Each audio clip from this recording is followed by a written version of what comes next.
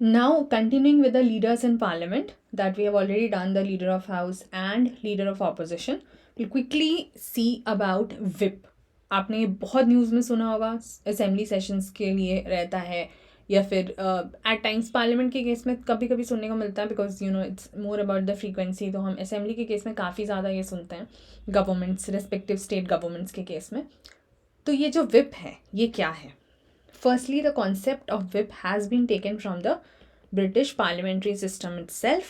ठीक है, वहाँ पे भी ये जो whipping का concept होता है, so that the lawmakers are following the party line. जिस पार्टी से वो चूज़ किए गए हैं उस पार्टी लाइन को वो फॉलो कर रहे हैं. ठीक है, अब whip है क्या? तो ये आपको ना अलग अलग जगह इसके बारे में आपको दो तरह के एक्सप्लेनेशंस मिलेंगे. दो तरह का क्या एक्सप्लेनेशन होता है? First, you will read that it is about an official. Official मतलब किसी भी पॉलिटिकल पार्टी, कोई पर्सन, ठीक है, किसी भी पॉलिटिकल पार्टी के कोई ऑफिशियल होंगे जो कि kind of a party enforcer की तरह काम करेंगे. ठीक है, कहाँ पर काम करेंगे? इनसाइड द लेजिस्लेचर, मतलब वही असेंबली या पार्लियामेंट. ठीक है, अब यहाँ पर क्या है? तो हम लेजिस्लेचर ही बोल रहे हैं, तो let us not gate confused. So enforcer inside the legislature मतलब जो हाउस है वहाँ पे पार्टी की चीज़ें फॉलो हो रही हैं कि नहीं. somebody who will enforce the you would say, let's say the you will notice that the people are adhering, the members are adhering to the party lines. जिस पार्टी पर वो चुने गए हैं उसको वो अडियर कर रहे हैं कि नहीं, वहाँ की चीज़ें फॉलो हो रही हैं कि नहीं. ठीक है, that is one thing.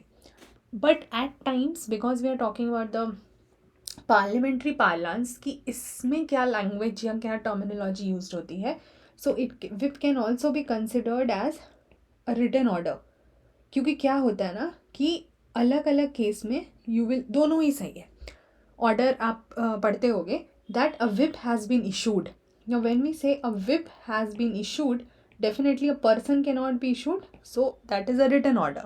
But whip is also a person or an official जो कि ये पार्टी के रूल्स को इन्फोर्स करने का काम करता है, चेक करता है कि within the legislature that is being done और नॉट. ठीक है, तो दोनों ही इस कॉन्टेक्स्ट में, दोनों reference to the person and to the order is used. ठीक है, अच्छा, अब ये जो रिटन ऑर्डर होता है, तो it is given to the members. ये क्या बातें करता है? ये बात करता है कि मेंबर का प्रेजेंस होना चाहिए वोट के लिए. उनको ऑर्डर विप इशू कर दिया जाता है, ऑर्डर दे दिया जाता है that you should be present for voting और voting in a particular way. ठीक है, कि ये ज़रूरी मुद्दा है, आपको वोट के लिए प्रेजेंट होना ही होना है और आपको इसी तरीके से यूज़ करना है, मतलब वोट करना है, हाँ में या ना में. ठीक है, इधर इन फेवर और इन अगेंस्ट.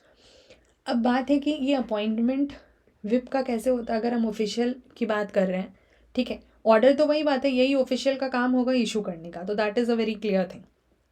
बट अपॉइंटमेंट कैसे होता है इंडिया के केस में हम अगर बात कर रहे हैं, so appointed by every major political party. जो भी बड़ी पॉलिटिकल पार्टीज़ होती हैं, रूलिंग और अपोजिशन उससे फ़र्क नहीं पड़ता, but every major political party, ठीक है, अपॉइंट करती हैं. और ये बहुत इंपॉर्टेंट ऑफिस बियरर होते हैं, वेरी इंपॉर्टेंट ऑफिस बियरर. ठीक है, in this context of the party in parliament. अच्छा, इनका काम क्या होता है? अपॉइंट तो कर लिया, अब इस विप का क्या काम होगा? चेक करना पार्टी डिसिप्लिन को एंड मेंबर्स के बिहेवियर को. कहाँ पर चेक करना? On floor of house. House में वो कैसे बिहेव कर रहे हैं, पार्टी लाइन से कितने अलाइंड हैं या नहीं है, that is being checked by the whip. ठीक है, so therefore with in the legislature जो भी इनसाइड ऑर्गेनाइजेशन होता है, जो भी इंटरनल स्ट्रक्चर फंक्शनिंग रहता है, इंटरनल ऑर्गेनाइजेशन रहता है, उसमें एक इम्पॉर्टेंट लिंक की तरह ये विप जो है वो काम करते हैं. ठीक है, and they are necessary for the smooth function of the legislative system. तो इनको मैनेजर्स भी कहा जा सकता है. तो आप समझ लीजिए कि पार्टीज़ जो हैं वो अपने मैनेजर्स को रख रही हैं with in the legislature, house के अंदर जो एक अपना पार्टी का सेपरेट काम हो रहा है अपने पार्टी ऑफिस में, that is a different thing, but with in the legislature वो पार्टीज के मेंबर्स जो हैं वो ठीक से काम कर रहे हैं कि नहीं, वो देखने का काम विप का है।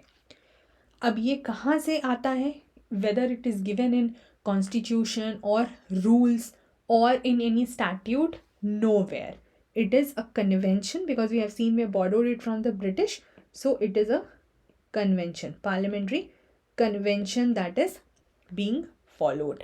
ठीक है, चलिए अब बात आती है कि फंक्शंस या ड्यूटीज़ क्या हैं विप का, जो इनका काम होगा, ड्यूटीज़ या फंक्शंस वो क्या होगा। फर्स्टली तो ये हमने देख ही लिया, one important thing you have already seen, maintaining party discipline, members की बिहेवियर को चेक करना, acting as a link for the internal organisation, वो सब चीज़ें तो हैं ही, वो सब आपको समझना होगा। अब because the whip is appointed by both the ruling and the opposition parties, तो कुछ स्पेसिफिक चीज़ें रूलिंग पार्टी वाले और ऑपोजिशन वालों को ध्यान रखना होता है। लेट्स से अगर हम बात करें रूलिंग पार्टी विप के, कुछ तो कॉमन फंक्शंस होते हैं, जैसे पार्टी बिहेवियर है, वोट पे ध्यान देना, अटेंडेंस नोट करना, वो सब तो दोनों के लिए कॉमन है ही, बट यहाँ पे सेशन का जो टाइम है वो मैप करना, कब सेशन हो रहा है, कैसे हो रहा है, सब कुछ मैनेज करना, बिकॉज वो तो रूलिंग पार्टी वाले करेंगे ना, तो वो जो एक पर्सन होगा जिसके अंडर में वो सारी चीज़ें होंगी, that is the whip ruling party के हिसाब से। ठीक है, उसके अलावा जो भी आपका कोऑर्डिनेशन है, मैनेजमेंट का काम है, मॉनिटरिंग है of the business of government, that is being taken care of by the whip. उसके अलावा ये भी कहते हैं कि जो मेंबर्स हैं उनके मूड्स को समझने की कोशिश करते हैं कि हमारा साथ देगा कि नहीं, क्योंकि बहुत बार इफ़ देयर आर डिसअग्रीमेंट्स और if there is some issue, तो पता लग जाता है कि the member will follow you और not, and then that communication is being done to the leader of the house. तो ये एक कम्युनिकेशन लिंक की तरह भी काम करते हैं between leader of the house, let's say the prime minister और एनी अदर मेंबर जिनको वो नॉमिनेट करे, and other members of the house. ठीक है, ये सब समझने की कोशिश करते हैं, एंड अदर पार्टीज़ के विप के साथ एक कॉन्टैक्ट रखने की कोशिश करते हैं ताकि एक हार्मनी जो है वो मेंटेन्ड रहे। वहीं अगर ऑपोजिशन पार्टी के विप हैं,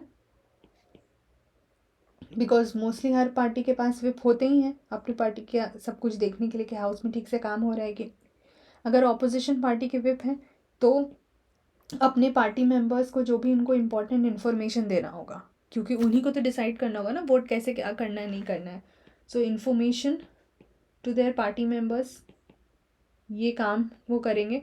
उसके अलावा वो देखेंगे कि सब ठीक से, because they are in opposition does not mean they will not participate. ठीक है, कि इनका पार्टिसिपेशन होना चाहिए हर चीज़ में, प्रेजेंस है कि नहीं है वो ध्यान देना है, डिस्कशंस के टाइम पे, वोटिंग के टाइम पे, तो उनका प्रेजेंस है कि नहीं वो सब ध्यान देना है। उसके बाद जो भी डिबेट स्टैंडर्ड होगा लेजिस्लेचर में वो ठीक से फॉलो हो रहा है कि नहीं वो मेंटेन करना है, एंड जो भी स्पीकर या जो भी प्रिसाइडिंग ऑफिसर है, chairman, so interact with the presiding officer. ठीक है, या फिर जो भी सेक्रेटरी हैं उनके साथ एक लिंक बना के रखना on behalf of the members. Her member को वो करने की ज़रूरत नहीं है, the party whip can do that. ठीक है, सो कुछ मेजर फंक्शंस हैं हमने जैसे समझ ही लिया, वो ड्यूटीज़ में ही काउंट हो जाएंगे, तो फंक्शंस आपका निकल के उसी तरीके से सामने आएगा। For example, I am not writing this in detail, just a rough writing so that it will be raised automatically, आप खुद ही समझ जाओगे, जैसे smooth function of the business.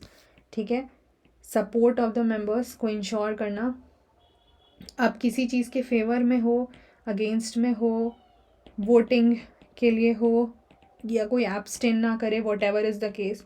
ठीक है, डिसिप्लिन मेंटेन करना, देखना कि everybody is following the party lines, communication link होना between the main head and the other members. ठीक है, इंफॉर्मेशन प्रोवाइड करना अपने मेंबर्स को कि पार्टी का क्या ओपिनियन है, what ever is the party opinion वो चीज़ अपने मेंबर्स को बताना, और उसके अलावा जो हो जाएगा, एक बाइंडिंग फोर्स की तरह वो काम करेंगे पूरे लेजिस्लेचर के अंदर में, चीज़ों को स्मूथ जैसे ऊपर हमने लिखा फंक्शन कराने के लिए, तो हारमनी जो है वो मेंटेन रहे। और किसी भी तरीके का अगर साइन ऑफ डिसकंटेंटमेंट दिखता है अमंग्स द मेंबर, तो इन्फॉर्म करना पार्टी लीडर्स को। That will anyways get into this सब हेड ऑफ कम्युनिकेशन लिंक। ठीक है, किसी भी तरीके का एडवाइस हुआ मेंबर्स को देना, उनको काउंसिल करना if needed to the members.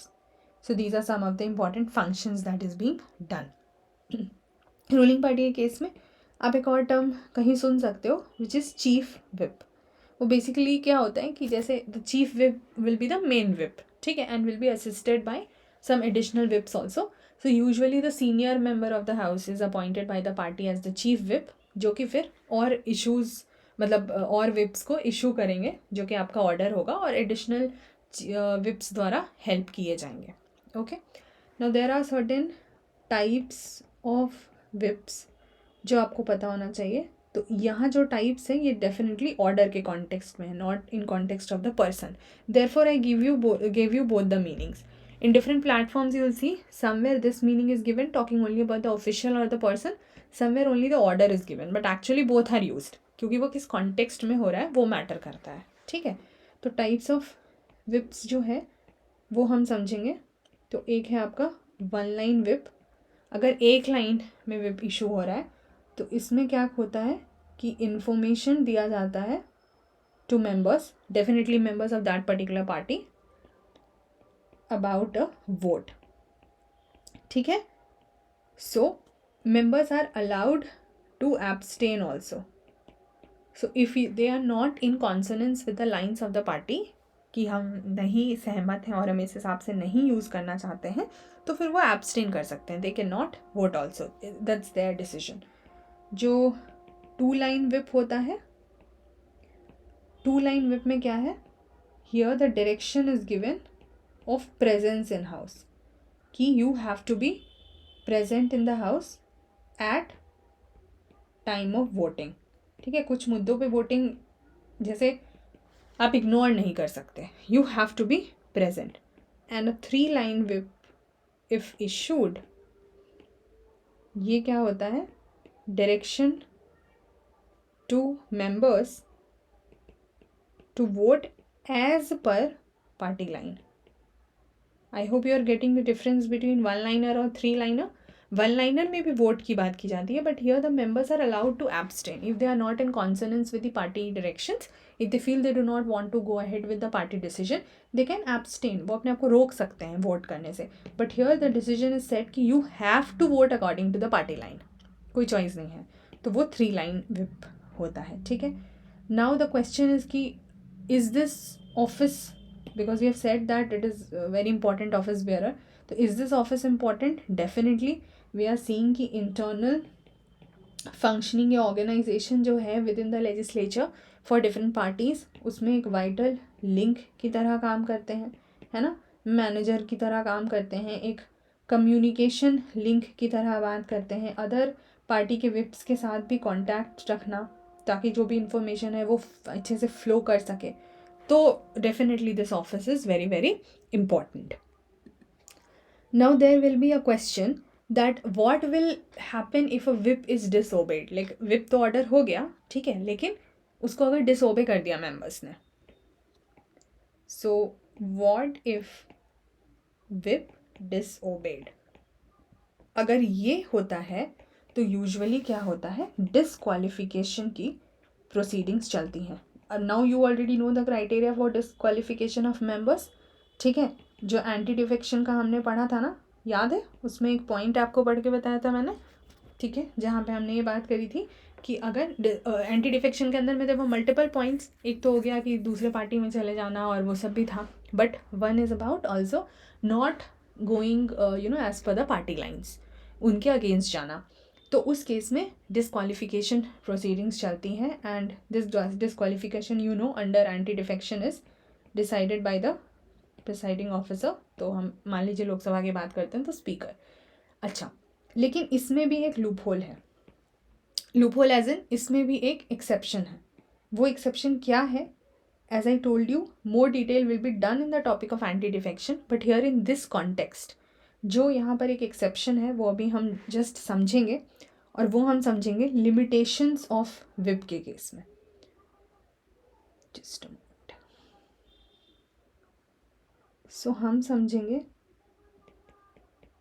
Limitations of whip. Firstly क्या है कि ये जो एंटी डिफेक्शन वाला केस था, usually this disqualification is applied but with a exception. So जो फर्स्ट लिमिटेशन है वो वही है, एक्सेप्शन टू डिसक्वालिफिकेशन. और वो क्या कहता है कि if 2/3 member of party defy the directions given. ठीक है, तो ये एक स्प्लिट का केस बनता है. वो क्या है अभी आपको नहीं समझ आएगा. 2 केसेस होते हैं एंटी डिफेक्शन में जब हम पढ़ेंगे उसके क्राइटेरिया में. So one is your split case जहाँ पार्टी स्प्लिट हो जाती है, another is your merger case जहाँ पार्टी मर्ज कर जाती है. So what are the cases in, like what happens in those cases, that will be the content matter for anti defection जब हम 10th शेड्यूल करेंगे. अभी करके फ़ायदा नहीं है. बट अभी के लिए you understand, if as an individual you are defying, तो डिस्क्वालिफिकेशन क्राइटेरिया आपका लग जाएगा. And if speaker says so you will be disqualified. But अगर 2/3 part members of the party सबके सब डिफाई कर रहे हैं, एटलीस्ट 2/3 मेंबर्स, फिर वो डिस्क्वालिफिकेशन यहाँ पे नहीं लगता है. ठीक है, तो ये एक एक्सेप्शन है और ये एक विप का लिमिटेशन हो जाता है कि विप की बात को तो नहीं माना जा रहा है ना अगर 2/3 मेंबर करते हैं तो. उसके अलावा देर आर सम केसेस जहाँ पर विप कांट डायरेक्ट, ठीक है, MLA और MP to vote, that you have to vote in a particular fashion और इन अ पर्टिकुलर मैनर. और ये हमने पढ़ा भी था. वो एक्सेप्शन क्या है, for example let's say presidential elections, वहाँ पे अपनी मर्जी से आपको वोट करना है. विप का कोई वो नहीं चलेगा कि पार्टी ये कह रही है तो वैसे वोट करो. ठीक है, और ये अभी लेटेस्ट प्रेसिडेंशियल इलेक्शन में आपने देखा भी होगा कि even opposition parties voted for the opposition candidate. Opposition candidate मतलब जो रूलिंग पार्टी द्वारा खड़ी की गई थी. ठीक है, जब उनको नाम पता चला तो वो अपनी पार्टी के अगेंस्ट जाके भी उन्होंने वोट करा, और यहाँ पे कोई डिस्क्वालिफिकेशन नहीं होगा because that is a limitation. Now the question is कि इस ऑफिस में इश्यूज़ क्या क्या हैं, व्हाट आर द चैलेंजेस और द इश्यूज़ एसोसिएटेड, जो कि हमारे मेंस के एनालिसिस में हमें समझाने में मदद करेगा. One is definitely that it is against the free will of the individuals. ठीक है, कि आप उस हिसाब से अगर काम नहीं कर रहे हो तो फिर there is a problem and you will be disqualified and all of that. उसके अलावा क्या हो जाता है कि यहाँ पे जो मेंबर्स हैं वो सिर्फ एक नाम हो जाता है ना, मतलब members are just reduce to head count, कि हमने सबसे ज़बरदस्ती पकड़वा के वोट करवा दिया तो उनकी संख्या तो काउंट हो गई in the voting, because they also have a fear of losing seat, है ना, क्योंकि डिस्क्वालीफाई हो जाएंगे तो एंटी डिफेक्शन का वो लग जाएगा. बट द पॉइंट इज़ कि they were not willingly doing it. तो definitely against free will, but also members are merely reduce to this head count thing, कि सिर्फ वो नंबर हमको मिल गया है, इंटेंशनली वो कुछ नहीं कर रहे हैं, चाह ही नहीं रहे हैं. ठीक है, एक फोर्स्ड कंसेंसस का नॉर्म जो है वो डेवलप होने लग जाएगा, specially on specific issues and bills. ठीक है, और जो इंक्लूसिव डिबेट है जहाँ पर वो किया जा सकता था वो नहीं होगा, क्योंकि उनसे फोर्स करके तो वो वोट ही करवा लिया जाएगा. So definitely the quality of legislation जो है वो भी तो इफ़ेक्ट होगा ही होगा इस केस में.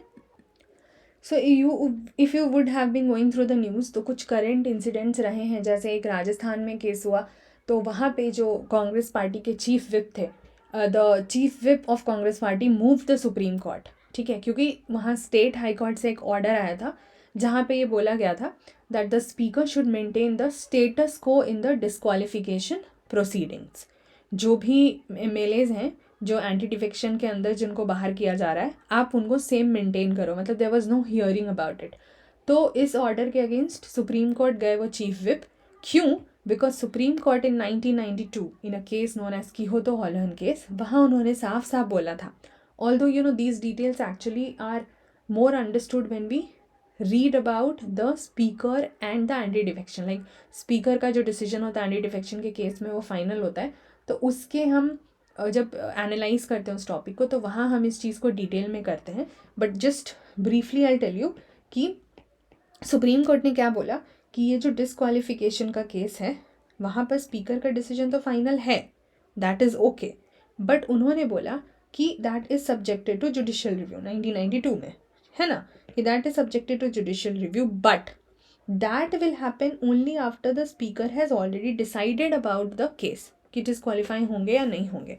Court will not intervene prior to the speaker's decision. कि जो मान लीजिए प्रोसीडिंग चल रही है जहाँ पे speaker is in the process of deciding, so in that process, in that proceeding, the court will not intervene.